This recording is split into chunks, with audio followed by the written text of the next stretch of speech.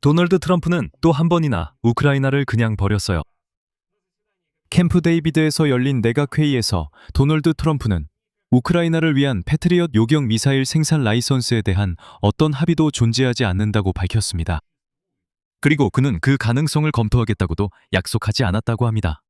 도널드 트럼프는 우리는 이에 합의한 적이 없다고 말했습니다. 이 발언은 그가 3주 전에 했던 말과 정면으로 모순되며 블라디미르 젤렌스키가 그들의 백악관 회담을 며칠 전에 묘사했던 내용과도 상반됩니다. 그리고 주목할 점은 트럼프가 이 아이디어를 강하게 거부한 것이 러시아가 지난 7월 26일 키이우에서 미국 드론 제조업체를 직접 타격한 이후였다는 사실입니다. 이번 방송에서는 전차의 연대기와 우크라이나 방어의 가장 아픈 부분을 겨냥한 트럼프의 입장 변화가 왜 바로 지금 일어나고 있는지에 대해 알아보겠습니다. 제 이름은 알렉세이 패치입니다. 함께 이 주제에 대해 이야기해 봅시다.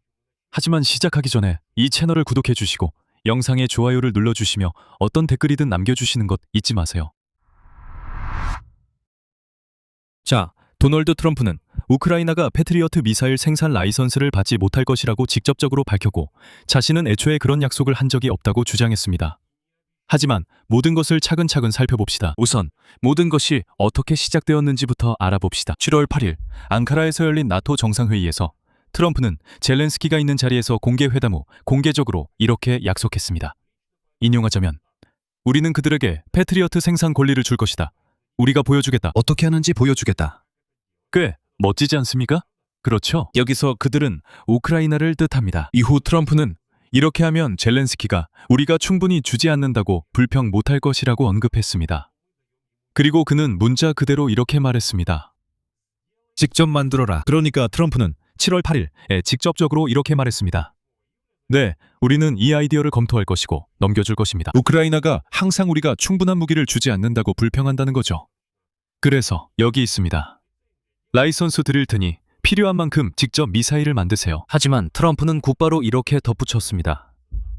인용하자면 우리는 아직 이 사실을 회사에 알리지 않았습니다. 아마도 방산업체인 로키드 마틴과 RTX를 말하는 것 같습니다. 이 회사들이 이런 방공 시스템을 생산합니다. 즉, 트럼프는 우크라이나에 라이선스를 넘기겠다고 발표했지만 당시 해당 회사들에 문의하지는 않았습니다. 우크라이나는 이를 실제 정치적 결정으로 받아들였습니다. 우리는 중요한 것은 이 정치적 결정의 루비콘을 넘는 것임을 알고 있고 이후엔 기술적 문제만 남습니다. 합의하고 서류에 서명하고 생산을 조직하는 등과 같은 일들입니다. 가장 어려운 것은 항상 정치적인 부분입니다. 그리고 우크라이나 관료들은 이들은 즉시 펜타곤과 미국 방산업체들과 협력하여 향후 프로젝트의 규모, 위치, 산업적 요구사항을 결정하기 시작했습니다. 키이우는 7월 말까지 이 약속을 유효한 것으로 계속 간주했습니다. 우크라이나는 즉시 생산을 시작하기 위한 실제 부지를 이미 준비하고 있었습니다. 그리고 기억하시겠지만 폴란드인들조차도 끼어들어서 같이 하자고 말하기 시작했습니다. 좋아요. 여러분은 라이센스를 받지만 생산은 폴란드에서 진행됩니다. 이미 7월 29일 화요일에 바로 젤렌스키는 도널드 트럼프와 백악관에서 다시 만났습니다. 이미 이란과 중동 관련 협상과는 별도로 그 만남이 끝난 후 블라디미르 젤렌스키는 공개적으로 자신과 트럼프가 좋은 만남을 가졌으며 그들이 바로 패트리엇 요격미사일 생산 라이선스에 대해 논의했다고 밝혔습니다. 워싱턴에 있는 동안 젤렌스키는 로키드 마틴사의 경영진과도 만났습니다. 이 미사일 장비를 생산하는 방위산업 거대 기업입니다. 즉, 모든 것이 이미 정치적으로 결정된 것처럼 보였습니다. 기술적 세부 사항만 남았습니다. 하지만 이미 7월 30일 CNBC에 따르면 트럼프는 파이낸셜 타임스와의 인터뷰에서 처음으로 우크라이나에 그 권리를 넘겨줄지 확신이 없다고 말했습니다. 그것을 생산할 권리를요. 그가 표현한 대로 뛰어난 무기입니다. 그리고 다음 날인 7월 31일 금요일 키이우에서 열린 내각회의에서 캠프 데이비드에서는 트럼프의 발언이 180도 완전히 바뀌었습니다. 이어서 인용하겠습니다. 우리는 누군가가 이것을 생산하도록 허용하는데 매우 신중해야 합니다. 매우 조심해야 하고 매우 신중해야 합니다. 자, 그래서 우리는 이것에 대해 합의하지 않았고 우리는 이것을 논의하고 있지만 이런 기술을 넘겨주는 것은 어려운 일입니다. 그리고 이어서 도널드 트럼프는 직접적으로 덧붙였습니다.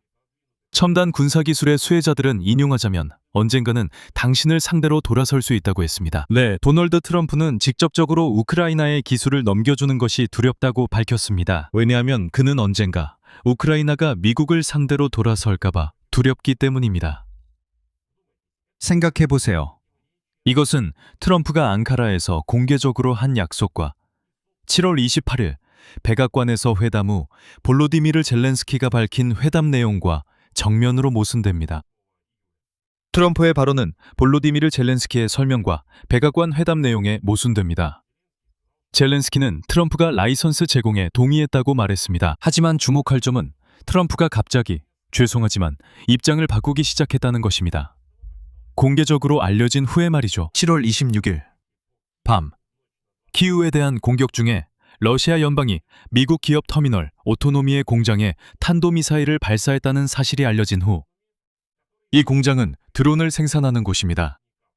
미국 우크라이나 합작회사에서는 한 달에 최대 1000대의 다양한 종류의 무인기를 조립했다고 전해지며 여기에는 AQ-400 스키드카 공격 드론도 포함되어 있습니다. AQ-100, 바이오넷과 정찰용, RQ-100 스카우트도 있습니다. 물론 이 사건이 트럼프가 마음을 바꾸게 한 결정적인 이유라고 단정할 수는 없지만 말 그대로 아주 강한 암시가 된 것은 분명합니다. 왜 하필 지금 이 일이 우크라이나에 이렇게 뼈아플까요? 패트리어트 미사일은 사실상 러시아의 탄도미사일을 효과적으로 요격할 수 있는 유일한 시스템입니다. 그리고 최근 몇 달 동안 러시아는 점점 더 탄도미사일에 의존하고 있습니다. 미국 국방부의 분석에 따르면 요격 미사일 부족 현상은 미국이 이미 패트리어트 미사일 전체 비축량의 약 3분의 1을 소진했다는 사실로 인해 더욱 심각해지고 있습니다. 물론 이 중에는 이란과의 전쟁에 사용된 것도 포함됩니다. 즉, 도널드 트럼프의 방향 전환은 바로 미국의 이 무기 비축량이 가장 고갈된 시점에 일어나고 있습니다. 그리고 우크라이나가 이 무기에 의존하는 정도는 그 어느 때보다 높습니다. 즉, 모든 면에서 정점에 달한 상황입니다. 도널드 트럼프의 이런 결정에 대해 미국 내에서도 반응이 매우 거셌습니다. 예를 들어 공화당 하원의원 돈 베이커는 도널드 트럼프와 같은 당 소속 인사들 중에서도 가장 강경한 평가를 내렸습니다. 다음은 그의 인용문입니다. 미국인의 70%가 우크라이나를 지지하지만 백악관의 정책은 이렇게 만듭니다. 그들이 마치 30%밖에 안 되는 것처럼 보이게 만듭니다. 우크라이나인들이 직접 패트리어트 요격 미사일을 생산하도록 허용하는 것은 오늘날 우리가 직면한 요격 미사일 부족 문제를 해소하는 데 도움이 될 것입니다. 볼로디미르 젤렌스키는 상황 악화를 피하려는 듯 신중히 반응했습니다. 그는 패트리어트 요격 미사일을 여전히 최우선 과제로 꼽았고 러시아의 공습이 계속되는 상황에서라고 말했습니다.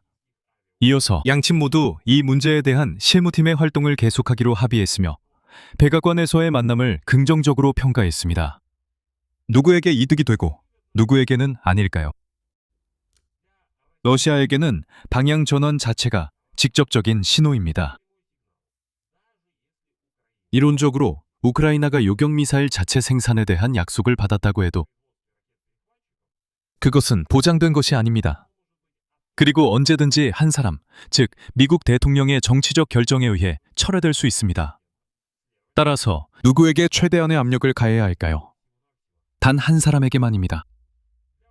우크라이나에게 이것은 러시아의 탄도미사일 공격이 잦아진 바로 그 시기에 불안정하고 제한적인 외부 공급에 계속 의존해야 함을 의미합니다. 도널드 트럼프 본인에게 있어서 이런 신중한 입장은 객관적으로 말하자면 기술 이전 위험에 대한 그의 자신의 말로 설명됩니다. 즉, 이는 단순히 현재의 전쟁뿐만 아니라 수십 년 앞을 내다본 지정학적 계산에 관한 것입니다.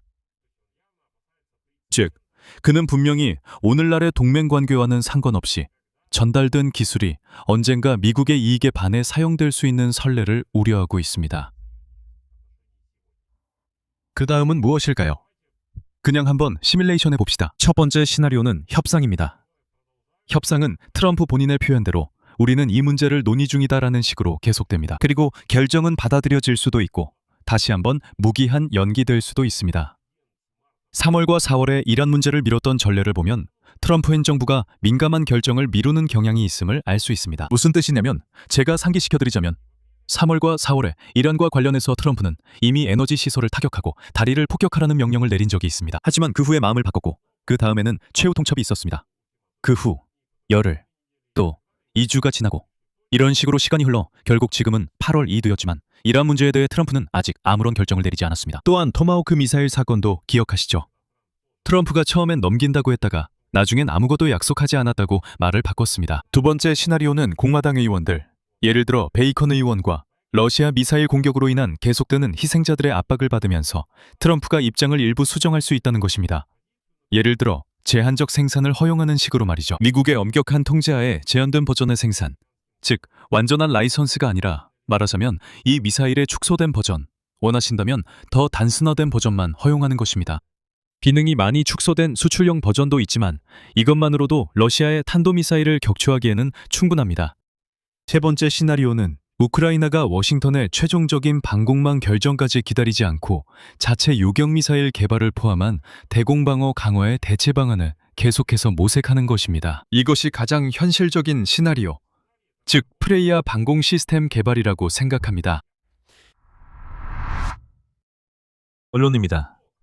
7월 8일 앙카라에서 트럼프가 직접 한 약속은 7월 29일 젤렌스키를 통해 좋은 만남이었다는 그의 말로 다시 한번 확인되었지만 7월 31일 트럼프 본인에 의해 공개적으로 번복되었고 이후 오늘 또다시 번복되었습니다. 그리고 기술의 과도한 가치와 수령인이 이 기술을 미국에 대항해 사용할 위험이 있다는 명분을 내세웠습니다. 이것은 미국이 이란과의 전쟁으로 패트리엇 미사일 보유량이 3분의 2나 고갈된 시점에 일어난 일입니다. 우크라이나는 러시아의 탄도미사일 방어에 이 시스템에 그 어느 때보다 의존하고 있습니다. 공개된 자료와 알려진 정보에 따르면 실제로 서면으로 된 라이센스 계약은 존재한 적이 없습니다. 단지 구두로만 약속이 있었을 뿐이고 그 약속은 언제든지 뒤집을 수 있는 것이었습니다.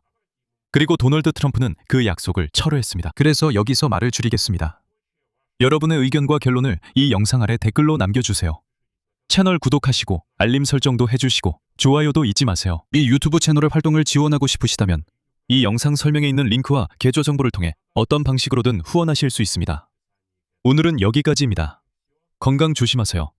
모두 안녕히 계세요.